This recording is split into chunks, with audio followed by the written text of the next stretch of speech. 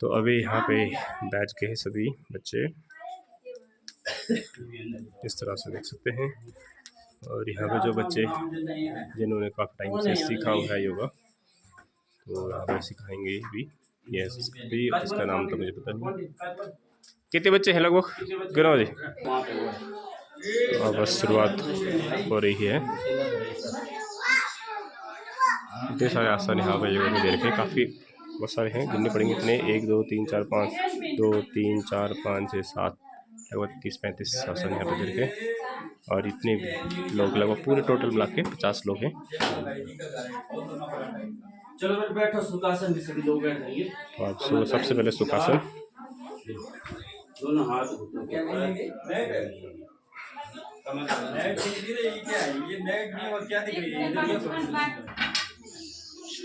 Mat ही नहीं दिख रही तुम्हें क्या? ये तो हर जगह मैट है, ये तो मैट नहीं दिख रही आपको क्या बात? ये मैट नहीं दिख रही। बेटा आंखें बंद करो, सहजता से आंखें बंद करेंगे, मन मस्तिष्क को बिल्कुल शांत, चेहरे पे प्रसन्नता का भाव लाएंगे। और एक लंबी गहरी सांस लीजिए और एक लंबी गहरी सांस छोड़िए। लंबी गहरी सांस लेंगे और धीरे धीरे छोड़िए। अपने आप को तैयार करेंगे शारीरिक रूप से, मानसिक रूप से योग अभ्यास के लिए। लंबी गहरी सांस के साथ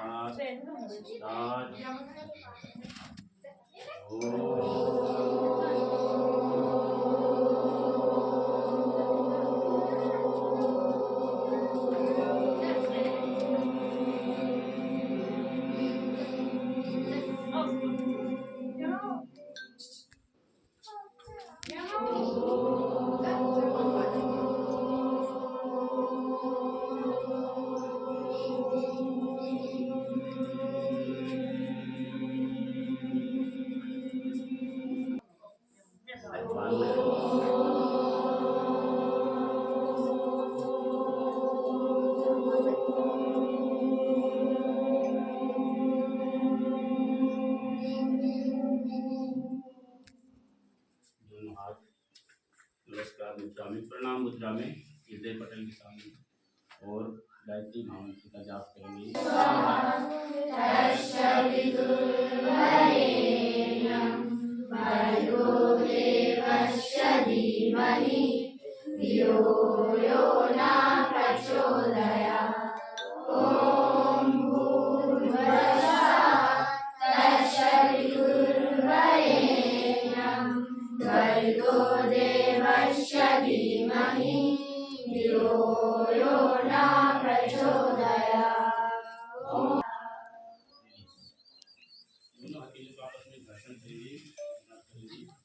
और जो की एनर्जी है अपने खिलाएंगे दोनों हाथों को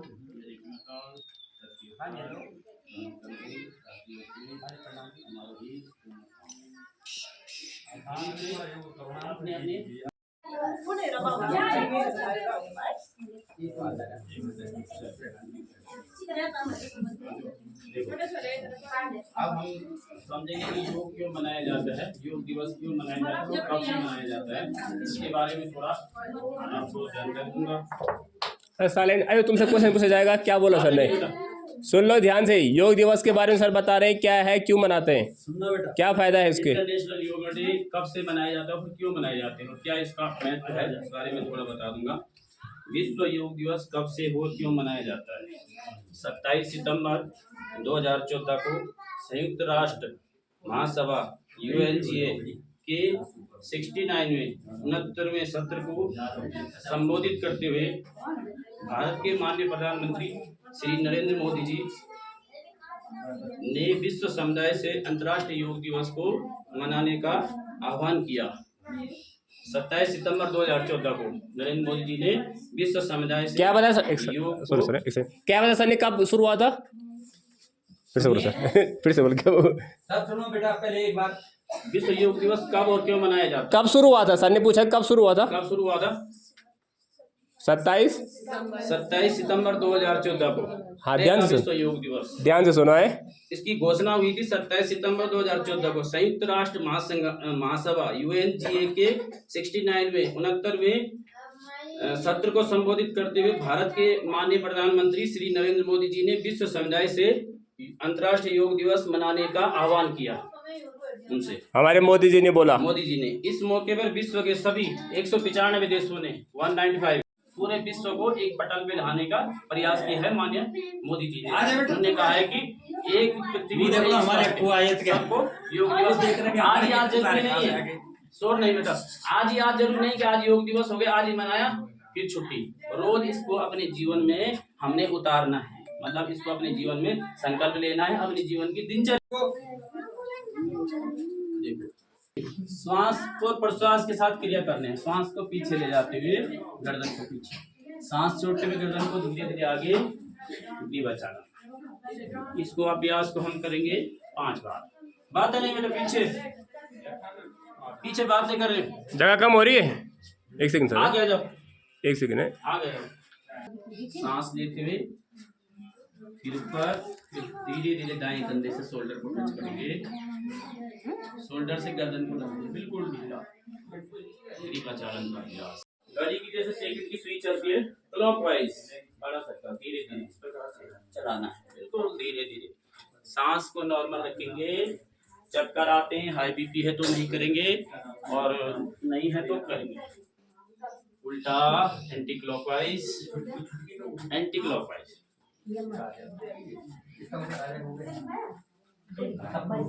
आएगी ना और वो चीज तभी आएगी ना। थोड़ा खिंचाव देना है। कंधे दर्द में फायदेमंद है, ये सबके लिए लाभदायक है। नर्वस सिस्टम को हमारा एक्टिवेट रखता है, नसों का तनाव दूर होता है, ब्लड को प्रॉपर करता है, सुचारू करता है। ये हाथ ऊपर हाथ, हाँ सब दर्द ठीक हो जाएगा। तुम डेली योगा करना है ना।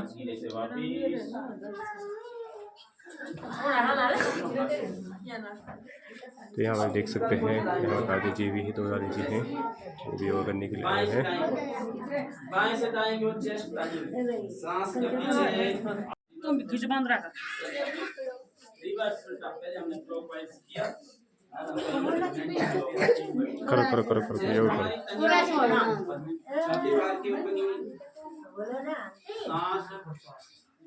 श्वास और प्रश्वास के साथ योग क्या होता है, श्वास और प्रश्वास की क्रिया के साथ तभी ज्यादा फायदा होता है, लाभ होता है।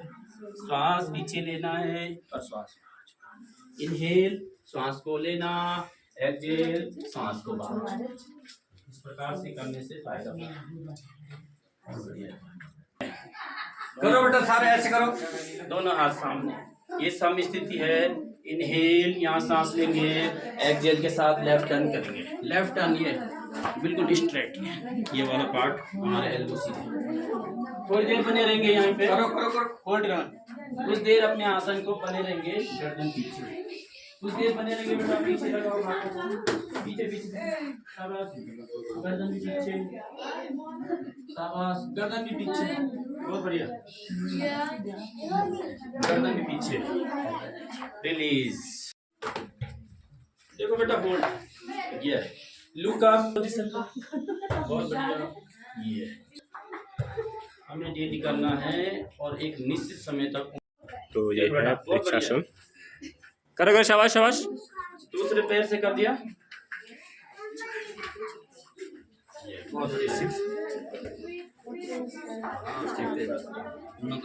सर इसके फायदे। अच्छा बैलेंस करना, हाँ ठीक है संतुलित बनाता है, बॉडी को बैलेंस करना सीख सकते हैं इस वाले आसन से आप। एकाग्रता सबके लिए लाभदायक। एक हमारा जो पाद हस्तासन, पाद हस्तासन आसन, इससे क्या होता है, डाइजेशन प्रॉपर होता है, डाइजेशन प्रॉपर होता है, पाचन को सुधारता है, पेट की चर्बी को कम करता है। जिसको कमर में दर्द है उसको नहीं करना है, अदरवाइज कर सकते हैं, सबके लिए लाभदायक। अगला आसन अर्ध चक्रासन, देख सकते हैं इस तरह सांस से। लेना है झुकते हुए, ये इतनी झुकी है, इसका हो रहा है, आप अपनी क्षमता के जो जितना झुक बैंड कर सकता है अपनी कमर को, जबरदस्ती नहीं है। अभी देखो ये लड़की इतना बैंड कर रही है तो उसके लिए प्रैक्टिस है, कोई जबरदस्त ना करे वहाँ। ये अभ्यास ये है, ये रोज अभ्यास करते हैं तब करो शाबाश, और करो, फिर से करो। चलो बेटा बैठ जाओ। बैठ जाओ सब बच्चे, बैठ जाओ, सिट डाउन। आसन कौन सा होता है वज्रासन? कैसा होता है? ऐसे देख, ऐसे ऐसे ऐसे जैसे दीदी कर रही है, करो करो ऐसे करो। बैठी हुई है, बैठी हुई, ठीक है। वज्रासन के क्या फायदे हैं? ये हमें खाना खाने के बाद जरूर करना चाहिए। एक बात जो हम खाना खाने के बाद कर सकते हैं, ठीक है। तो क्योंकि ये खाने को पचाने में मदद करता है, डाइजेशन को प्रॉपर करता है। 10 मिनट 15 मिनट तक जितनी आपकी क्षमता है उतना हम वज्रासन कर सकते हैं। एक मात्र आसन है वज्रासन। सर ने बताया, मतलब सर समझ में आया क्या बोला? क्या कौन सा आसन है? कब कर सकते हैं इसको? हाँ, और कोई आसन नहीं कर सकते, खाली खाना खाने के बाद कर सकते हैं, उससे डाइजेशन प्रॉपर होता है, ठीक होता है। हमारी घुटने की मांसपेशियों को मजबूत बनाता है। और किसको नहीं करना है ये भी सुनो, जिसको आर्थराइटिस हो, गठिया हो, उसको नहीं करना है, अदरवाइज कर सकते हैं। जिसको घुटनों की सर्जरी हुई उसको नहीं करना है। जो ज़्यादा बुजुर्ग लोग हैं तकिया लगा के भी कर सकते हैं, घुटनों के नीचे कंफर्ट होके तकिया लगा के भी कर सकते हैं, ठीक है। तो अगला है नाड़ी शोधन, अनुलोम विलोम इसको बोलते हैं। सर इसके फायदे, इसके फायदे क्या होते हैं? फायदे ये हमारी इम्यूनिटी को बढ़ाता है, रोग प्रतिरोधक क्षमता को बढ़ाता है, फेफड़ों की कार्य करने की क्षमता को बढ़ाता है, लंग्स कैपेसिटी को, इम्यूनिटी पावर को बढ़ाता है, और मन को शांत करता है, ठीक है। हाई बीपी को नॉर्मल करता है। जिसको हाई बीपी की समस्या है रोज करना है सुबह। अगला जो प्राणायाम है शीतली प्राणायाम, शीतली योग, शीतली प्राणायाम है। इसमें क्या होता है कि जीभ को इस तरह से रखा जाता है, दोनों नासिकाओं से सांस को बाहर, तो इस तरह से रखा है, शीतली प्राणायाम ऐसे निकाला जाता है। हाँ, बहुत बढ़िया। तो इसमें कि अगर हम पानी की नहीं मिल रहा है तो कुछ प्यास पे नियंत्रण करता है। अच्छा, कहीं प्यास लगी है तो इसको ऐसे अपने शरीर को नियंत्रित कर सकते हैं, तो प्यास बुझ सकते हैं इससे। लेकिन प्रॉपर करना पड़ेगा, हमें अनुभव के साथ करना है। अच्छा, कि क्या फील हो रहा है, ठीक है। शीतली प्राणायाम, और इससे कहते हैं कि हमें ऐसे करने से हमारी बॉडी में शीतलता प्राप्त होती है। तो ये है भ्रामरी प्राणायाम।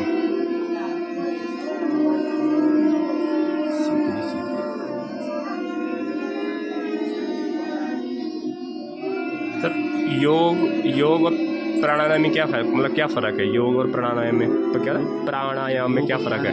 सर ये फायदा है ना, फ़र्क हाँ, फ़र्क ये है, सबसे पहले हम अपने आप को योग के लिए तैयार करते हैं। पहले आसन, आसनों से योग में जो आसन है, सबसे पहले आसन आते हैं, आसनों से शरीर में दृढ़ता आती है, मजबूती आती है, रोग दूर होते हैं। प्राणायाम से हमारे शरीर की इम्यूनिटी बढ़ती है, रोग प्रतिरोधक क्षमता बढ़ती है, दृढ़ता आती है, और श्वास प्रश्वास की गति पर नियंत्रण करना ही प्राणायाम कहलाता है, श्वास और प्रश्वास।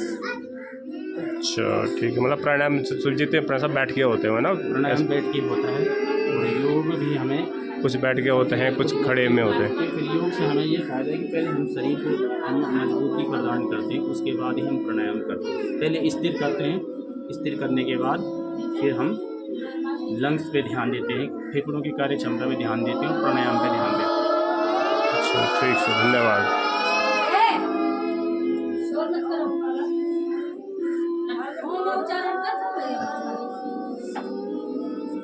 कह रहे हैं कि अंतिम अवस्था जो होता है ध्यान की अवस्था होती है।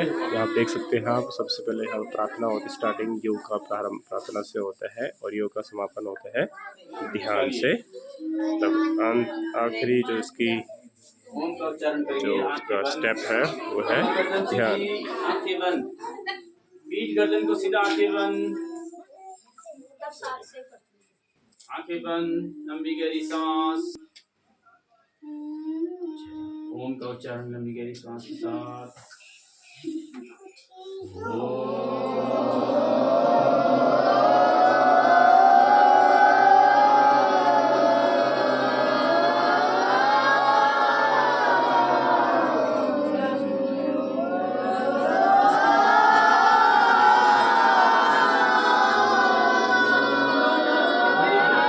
आराम से, ऐसे ऐसा नहीं चिल्लाना, आराम आराम से।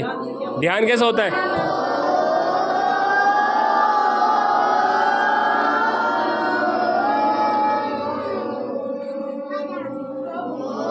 आपको दिखाने की मैं कोशिश करता हूँ कि कौन कौन लोग यहाँ पे आए हैं इस योग में।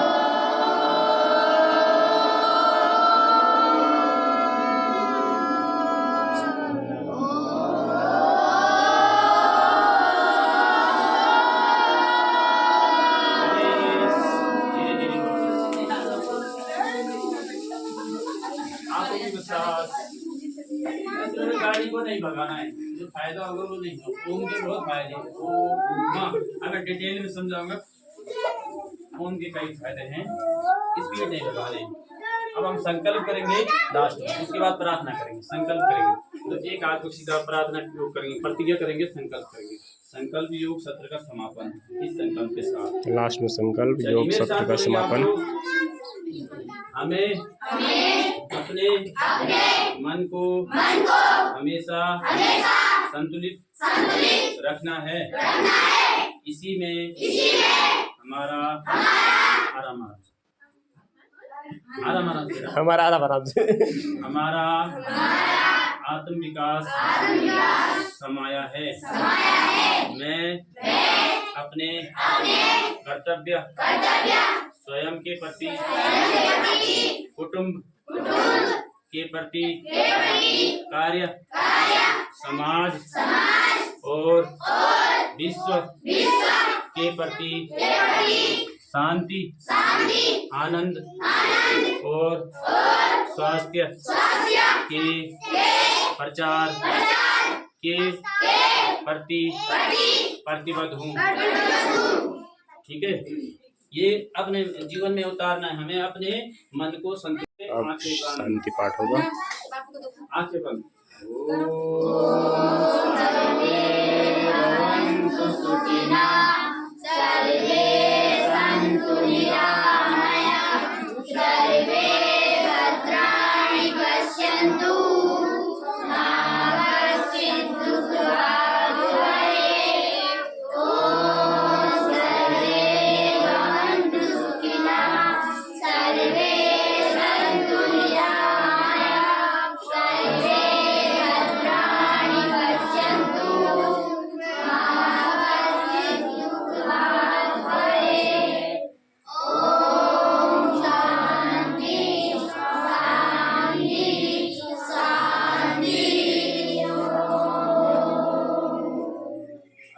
सब सुखी हो, सब निरोग हो, किसी को किसी प्रकार का कोई दुख ना हो, सबका मंगल हो। इसी भावनाओं के साथ तीनों को आपस में रख करो। ये ऊर्जा है जो सकारात्मक ऊर्जा अपने मुखमंडल पे स्पर्श करेंगे। सबके ऊपर, दोनों कंधे, छातियों पे, कमर और रीढ़, दोनों पांव। अपने आसन को प्रणाम करके नमन करेंगे और धीरे से छोड़ेंगे। जय श्री राम। चलिए जोर से बोलो, सारे बोलो, प्रेम से बोलो। कैसा लगा आपको आज योग करके? तो आप सभी लोग बधाई के पात्र हैं। इतनी सारी आप लोग, इतनी बारिश, बाहर का मौसम ऐसा था और फिर भी आप लोग आए, तो आप सभी बधाई के पात्र हैं। धन्यवाद। भारत माता की। और सभी लोगों का बहुत बहुत धन्यवाद जिन्होंने अपना कीमती समय निकाला है। तो यहाँ पे सभी बच्चों को ये बांटा जा रहा है जिसने कि प्रतिवाद किया यहाँ है पे और इन बच्चों योग से संबंधित यहाँ पे जानकारी दे रखी है, योगासन बता रखे हैं यहाँ पे। अब आपको मिलेगा खाने के लिए, क्या मिलेगा अभी थोड़ी देर देख लेना। तो देखते हैं क्या मिलता है खाने में। सर, आज का ये योग दिवस काफ़ी सफल रहा। इतने बारिश के बाद भी काफ़ी लोग आए। तो लगभग कितने होते हैं योगासन, कितने होते हैं लगभग? योगासन वैसे अगर देखा जाए तो भेरंडी संहिता में, भेरंडी सी में और शिव संहिता में 84 लाख आसन बताए गए। जितने योनियाँ हैं, जितने जीव जंतु इस दुनिया में, उतने ही 84 लाख हैं योनियाँ हैं, तो 84 लाख आसन बताए गए हैं। लेकिन हमें जो स्वात्मा राम जी और हठयोग में 15 आसन बताए हैं और इसमें से हमें 32 आसन बताए गए। तो प्रॉपर हमें 32 आसन ही करने हैं। 32 आसन हैं दैनिक दिनचर्या में, हमें 32 आसन बताए गए। 32 में से भी हमें 15 ही बताए गए जो हम सामान्य प्रोटोकॉल में हम यही कर सकते हैं। ठीक, धन्यवाद सर। मतलब लगभग 84 लाख आसन होते हैं और जितने प्राणी हैं 84 कर दिए गए हैं। 84 लाख में से 84 बताए गए हैं। अच्छा, अपने स्वस्थ रहने के लिए 84। 84 लाख 84 84 मेन बताए गए हैं। बताएगा। 84 में से भी अलग अलग ऋषियों ने अलग बताए हैं। स्वात्मा राम जी ने भेरंड ये हट पर दीपिका में 15 आसन बताए गए हैं और स्वात्मा राम जी ने 32 बताए। अच्छा, अब मेन नुसाम यहाँ पे जितने आसन है कितने हैं लगभग टोटली? ये हमारे 30-32 आसन नहीं। हाँ, हम नॉर्मली ये आसन करते हैं 1 2 3 4 5 6 7 मतलब 30-35 आसपास ये। 30-35 आसन नॉर्मली ही करते हैं प्रोटोकॉल। अच्छा, ये प्रोटोकॉल के अंदर आते हैं आसन? ये हमारे नेता से लेके मुख्यमंत्री से लेके प्रधानमंत्री से लेके बड़े बड़े वीआईपी भी इन्हीं को फॉलो करते हैं, सभी प्रोटोकॉल ही करते हैं। अच्छा, ये है कॉमन, इसको बोला गया है कॉमन योगा प्रोटोकॉल, मतलब ये आसन है, ये मेन आसन है, ये सभी को करना है। चलो, बहुत बहुत धन्यवाद। ठीक है, कॉमन योगा प्रोटोकॉल बताएगा। ठीक, धन्यवाद। तो यहाँ पे भी जलपान वितरण हो रहा है। यहाँ पे सभी बच्चों को यहाँ पे एक एक केला मिल रहा है और एक फ्रूटी मिल रही है, देख सकते हैं यहाँ पे। आपको क्या मिला? फ्रूटी मिला? क्या नाम है आपका? आपके पापा का नाम क्या है पता है? कहे की? अच्छा, आ जाओ यहाँ पर। तो यहाँ लगभग मेरे 50-60 के आसपास टोटल हो गए हैं। तो लगभग 60 लोग हैं यहाँ पे जो उनको फ्रूटी और केला मिल रहा है। तो अभी जो समय है 9 बज के हैं, लगभग 7:30 बजे से लगभग ये शुरू हुआ था और 1.5-2 घंटे ही चला। तो इनका धन्यवाद, इनके घर पे हमने योगा किया। अब सब बच्चे जा रहे हैं अपने घर की तरफ योग करके। तो यहाँ पे काफ़ी अच्छा रहा आज का विश्व योग दिवस। इतने खराब मौसम के बाद भी कई लोग यहाँ पे आए, देख सकते हैं कितना इंटरेस्ट यहाँ पे लोगों का योग के प्रति। और सबसे बड़ी मेहनत हमारे जो योग का सर हैं श्रीमान बलवंत सिंह मेहरा जी, उनका भी धन्यवाद कि वो काफ़ी तन मन धन से लगे रहते हैं।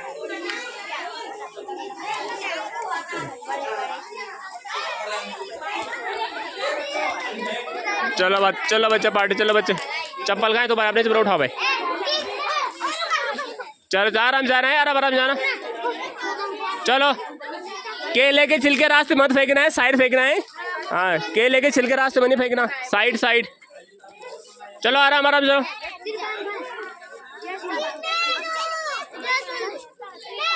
चलो भाई, आराम, शाबाश।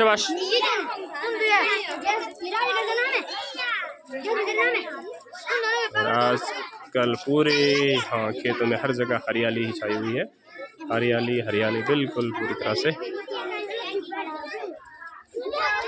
तुम योगा करी नहीं करी योगा करी ची कल लाइक तुम सुने अच्छी लगी तो हमेशा करना योगा कैप कर दन हमेशा कर दन योगा है क्या फायदा हो योगा से योगा करी क्या फायदा क्या करता तुम योगा